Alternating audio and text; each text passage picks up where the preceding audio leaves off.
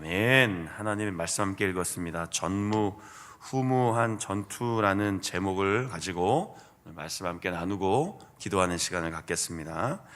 하나님께서 함께 하시는 이스라엘 군대, 가는 곳마다 하나님께서 이기게 해주셨습니다. 승리가 계속 이어지자 오늘 10장 1절부터 계속 한 절씩 읽은 것처럼 그 지역의 왕 중 우리에게는 좀 상당히 익숙한데, 이 당시에는 예루살렘은 하나님의 도성, 하나님의 거하시는 성, 이런 개념이 아니었습니다.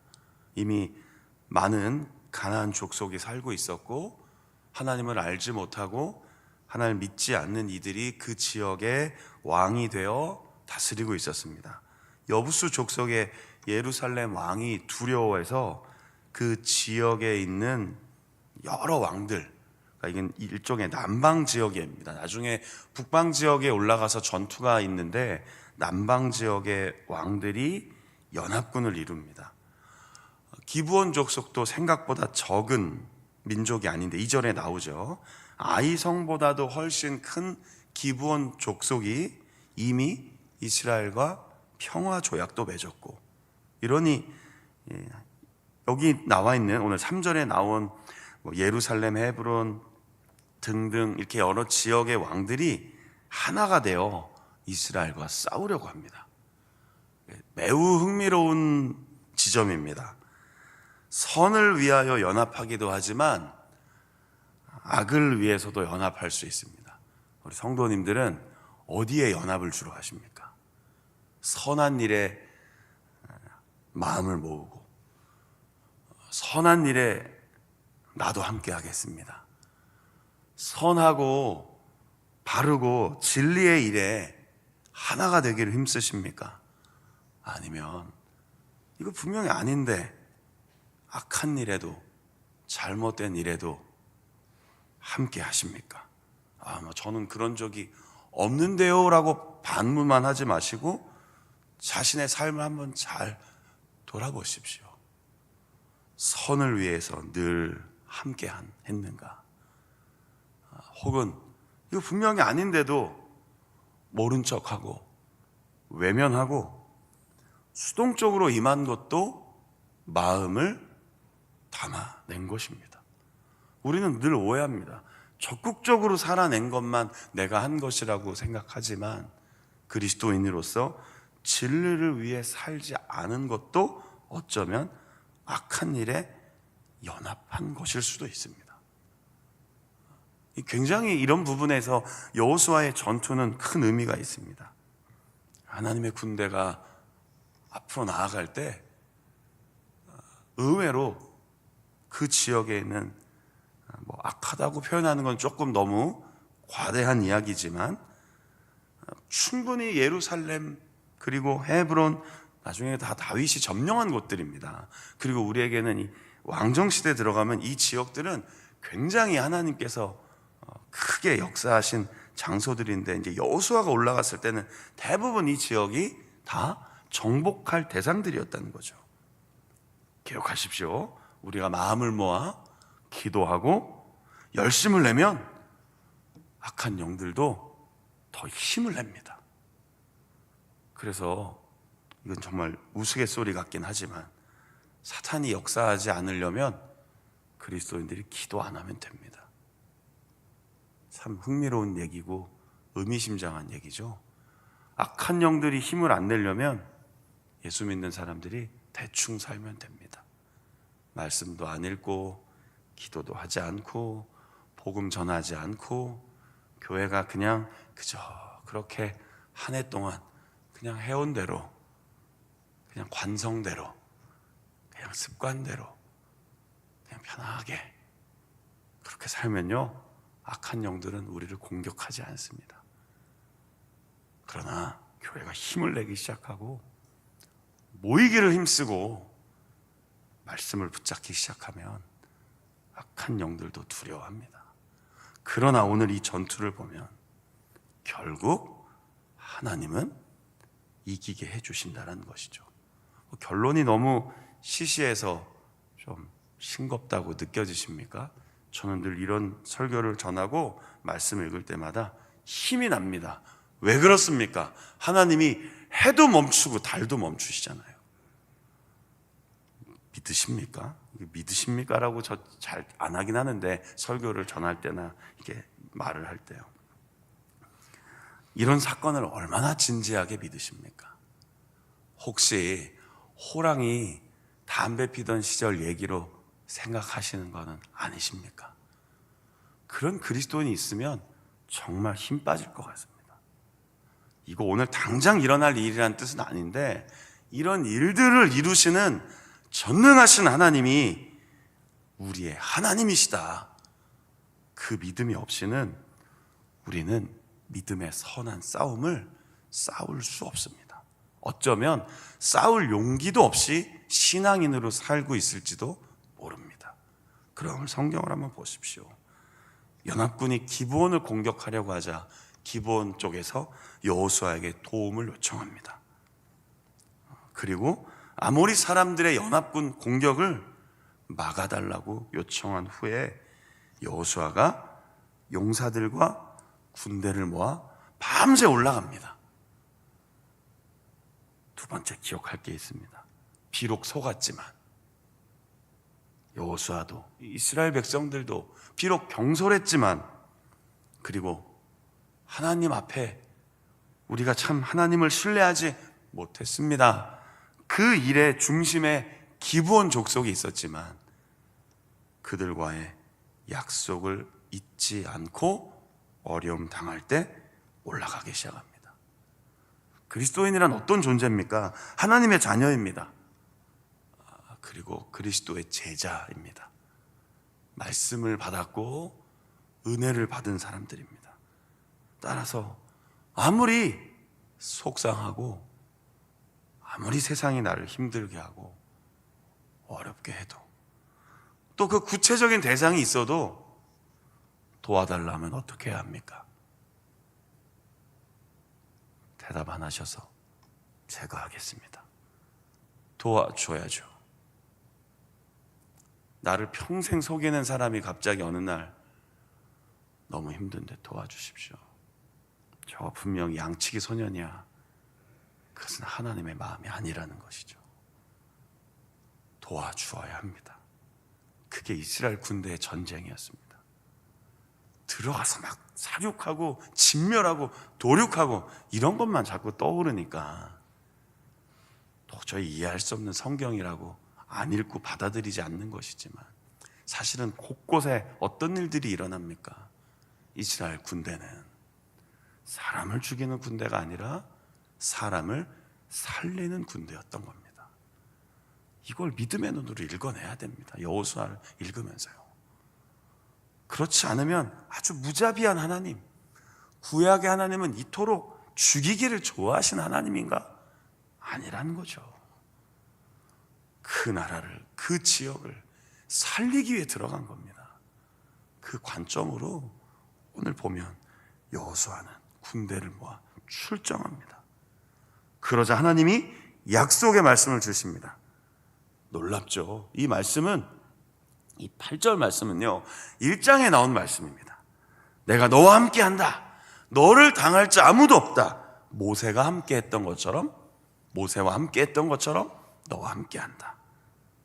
자, 그리고 올라가면서 11절과 12절 이후에 두 가지로 이 전투에 하나님이 역사하십니다. 첫 번째는 어떻게 역사하시죠? 11절 끝에 보니까 이스라엘 자손의 칼에 의해 죽은 자보다 하나님이 그 연합군을 막으시기 위해 하늘에서 우박을 내리셨습니다.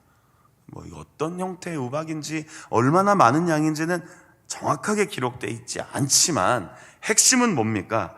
하나님이 도우셨다라는 겁니다. 다시 말하면 연합군의 규모가 이스라엘 군대를 압도했다라는 뜻입니다.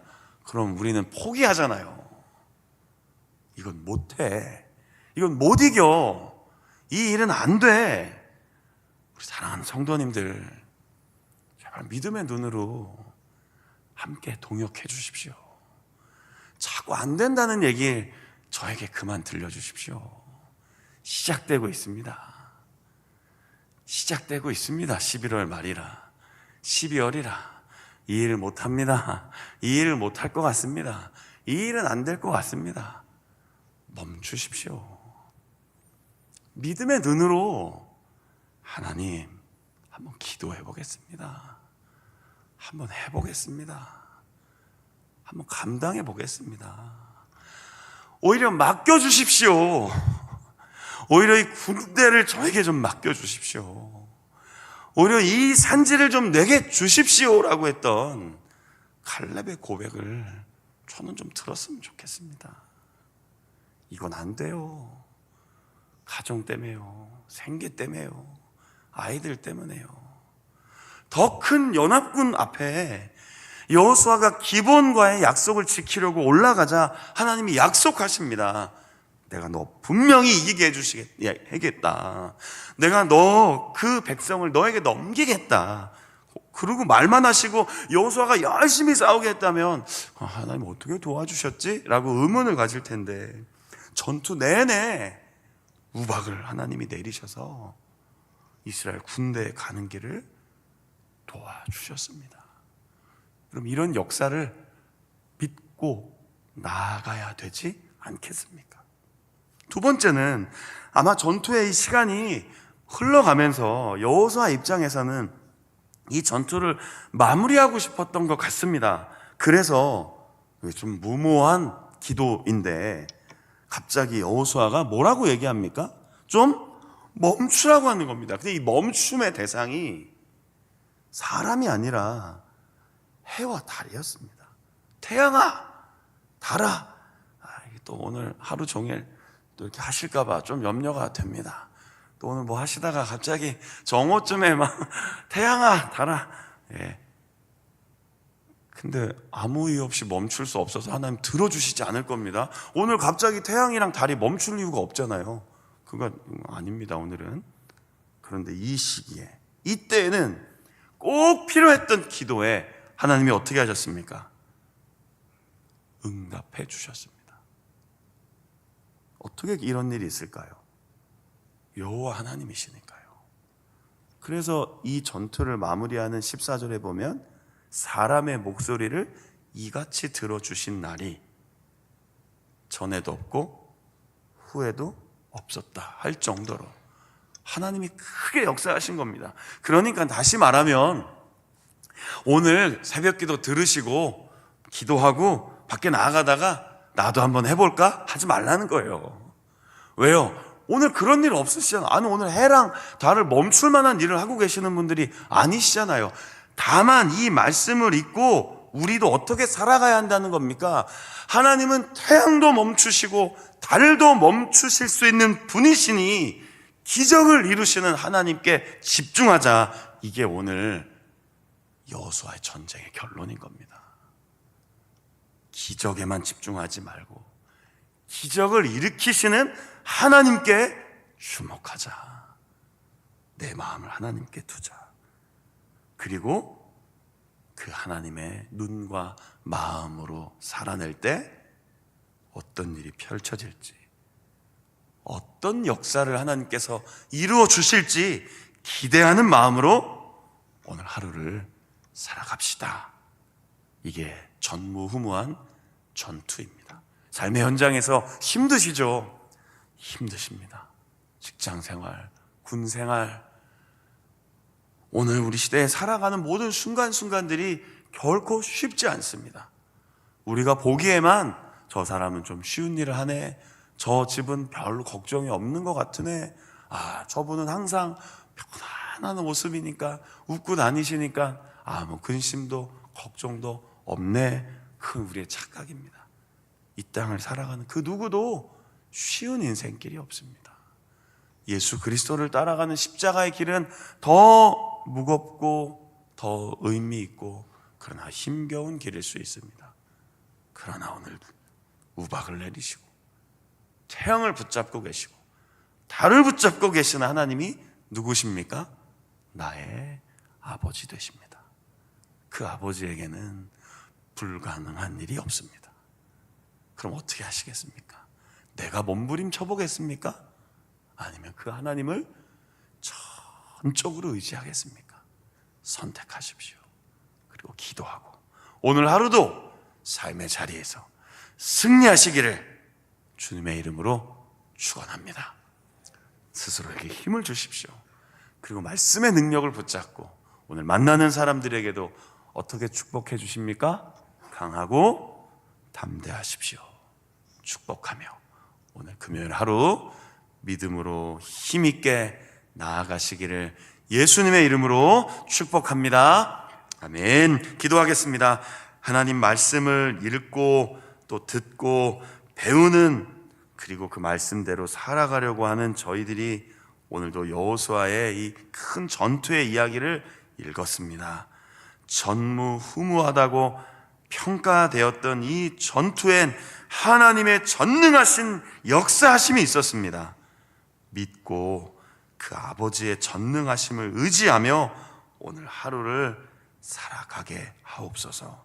시 공간을 움직이시고 이 세상을 다스리시고 불가능이 없으신 하나님의 능력을 구하고 기도하고 믿고 나아갈 때 선을 위해 살게 하시고 선한 일에 마음을 모으게 하시고, 비록 세상은 우리를 속일지라도 사람들은 우리를 속일지라도 우리는 악을 선으로 이겨내는 믿음의 사람으로 살아갈 수 있도록 이 아침 성령의 충만함을 부어 주시옵소서.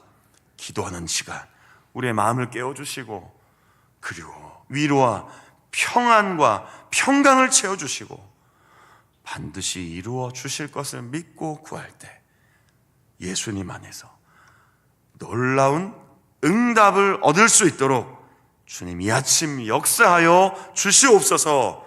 하루를 살아갈 때 감사하며 살게 하시고 믿음으로 살아갈 수 있도록 주여 우리의 가정과 나의 마음과 우리의 삶을 붙들어 주시옵소서. 우리의 대장 되시는 예수 그리스도의 이름으로 기도드립니다. 아멘. 아멘. 주기도